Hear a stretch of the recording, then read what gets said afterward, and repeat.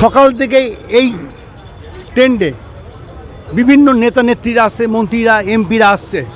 সেরকমই খানিক আগে আবু তাহের খান এসেছিল, সুদীপ বন্দ্যোপাধ্যায় এসছিলেন, অলোক দাস এসছিলেন, অপূর্ব সরকার এসেছিলেন, রবিউল আলম চৌধুরী এসেছিলেন, হুমায়ুন কবির এসেছিলেন, জীবন কৃষ্ণ দাস এসেছিলেন।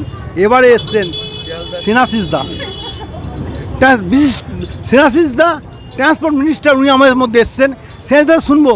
দাদা, আপনার এই যে সকাল থেকে দেখছি আপনার এই বাস এক চিটে কাটছে, এই নিয়ে আপনি কি বলবেন? আপনি এই পরিষেবা অসাধারণ। দেখুন, 21শে জুলাই হচ্ছে শুধু তৃণমূল কংগ্রেস নয়, বাংলার আপামর সাধারণ মানুষ, গণতন্ত্রপ্রিয় মানুষের কাছে একটা আবেগের দিন। এবং এই 21শে জুলাই সারা কলকাতা জুড়ে একটা জনপ্লাবনের সৃষ্টি হয় এবং সারা বাংলার লাখো লাখো মানুষ কলকাতায় আসে মমতা বন্দ্যোপাধ্যায় কি বলবেন, নেত্রী কি বলবেন সেটা শোনার জন্য।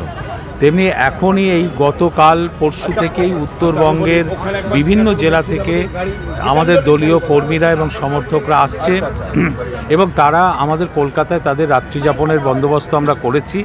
সেখানে গাড়ির বন্দোবস্ত করা আছে, তাদের সেই সমস্ত জায়গায় পৌঁছে দেওয়া হচ্ছে।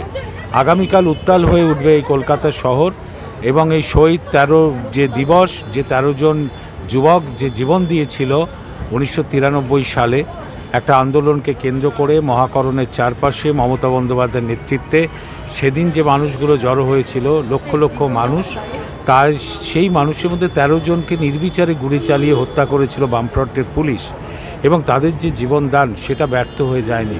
কারণ পশ্চিমবঙ্গের সিপিএমের সরকারের অবসান ঘটেছে এবং মমতা বন্দ্যোপাধ্যায়ের নেতৃত্বে যে সরকার প্রতিষ্ঠিত হয়েছে সেই সরকার বাংলার 10 কোটি মানুষের কাছে ডেভেলপমেন্ট পৌঁছে দিয়েছে। একেবারে তৃণমূল স্তর পর্যন্ত সরকারি পরিষেবা আজকে পৌঁছে গিয়েছে, বাংলা হয়েছে উন্নয়নমুখী এবং 13টা শহীদ যে জীবন বিসর্জন দিয়েছিল সেটা ব্যর্থ হয়নি এই কারণে যে সচিত্র পরিচয়পত্রের দাবিতে সেদিন আন্দোলন ছিল, আজকে সারা ভারতবর্ষ জুড়ে প্রত্যেকটা ভোটারের হাতে সচিত্র পরিচয়পত্র।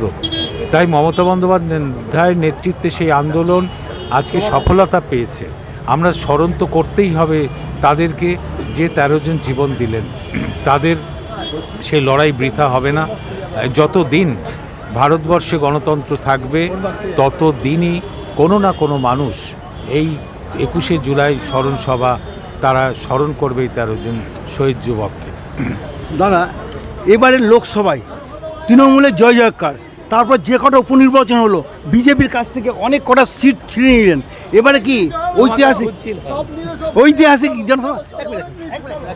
এবার কি ঐতিহাসিক না না, যতদিন 2011 সাল থেকে আজ পর্যন্ত যতগুলি নির্বাচন হয়েছে প্রতিটি নির্বাচনে তৃণমূল কংগ্রেসের প্রতি, মমতা বন্দ্যোপাধ্যায়ের প্রতি জনসমর্থন বেড়েছে। ভোটের রেজাল্ট কিন্তু তাই বলে। আমরা 2011 সালে 2 কোটি 30 লক্ষ ভোট পেয়েছিলাম, 16 সালে 2 কোটি 45 লক্ষ ভোট পেয়েছিলাম, 19-এ 2 কোটি 47 লক্ষ ভোট পেয়েছিলাম, 21-এ 2 কোটি 88 লক্ষ ভোট পেয়েছিলাম। দেখুন, এই যে জনসমর্থন বাড়ছে একটাই কারণ, দিদি আজকে প্রমাণ করেছেন তিনি শুধু আন্দোলনের নেত্রী ছিলেন না, তিনি একজন দক্ষ প্রশাসক এবং মমতা বন্দ্যোপাধ্যায় মুখ্যমন্ত্রিত্বের কালে বাংলা 10 কোটি মানুষ আজকে ডেভেলপমেন্ট পেয়েছে।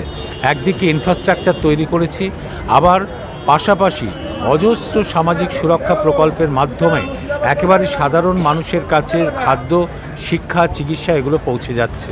তাই মানুষ সমর্থন করছে, দিদির প্রতি সমর্থন বাড়ছে এবং আগামী 21শে জুলাই আগামীকাল যে শহীদ দিবস পালন হবে দেখবেন লাখো লাখো মানুষ এই কলকাতায় আসবে। তাই জয় ক্রমশ বাড়বে তৃণমূল কংগ্রেসের প্রতি, এই সমর্থন কিন্তু বাড়তেই থাকবে। এতক্ষণ শুনলাম আমার ট্রান্সপোর্ট মিনিস্টার, উনি যেটা বললেন, এত লোক এবারে 21শে জুলাই তার রেকর্ড ভাঙবে। তার যে রেকর্ড করছে সচিন টেন্ডুলকার রেকর্ড, সচিন টেন্ডুলকার জন ভাবে 21শে জুলাই রেকর্ড 21শে জুলাই ভাঙবে। কলকাতা থেকে জেলা বার্তার রিপোর্ট, মানিক ভট্টাচার্য।